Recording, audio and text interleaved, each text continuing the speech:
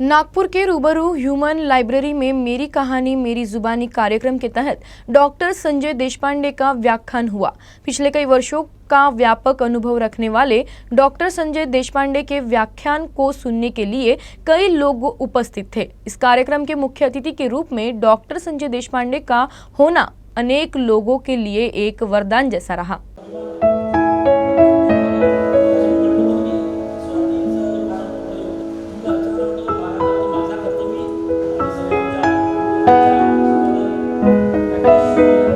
माझा मागच्या 30 वर्षापासूनचा जो सेक्सॉलॉजी या विषयावर काम करण्याचा जो माझा अनुभव होता, त्या अनुभवामध्ये मी कसा या फील्डमध्ये आलो आणि कोणकोणते सेक्स प्रॉब्लेम समाजात आहेत आणि त्याच्याबद्दल त्याचे मेन कारणं काय आहेत आणि सेक्शुअलिटी एज्युकेशन किंवा लैंगिकता शिक्षण आणि सेक्स थेरपी किंवा सेक्स काउन्सिलिंग म्हणजे काय याच्यावर बरीच विस्तृत चर्चा झाली आणि लोकांनी खूप प्रश्न विचारले। लोकांमध्ये खूप उत्सुकता होती आणि त्यांनी त्याच्यावर खूप सारे प्रश्न विचारले। व्यक्ती हे एक पुस्तक आहे असं आमची कन्सेप्ट आहे आणि आपली मेरी कहानी मेरी जुबानी ही आमची टॅगलाईन आहे, ज्याच्यामध्ये आम्ही व्यक्तीचं आयुष्य, त्यांचा लढा, त्यांचा प्रवास, त्यांच्या अचीवमेंट्स या सेलिब्रेट करत असतो।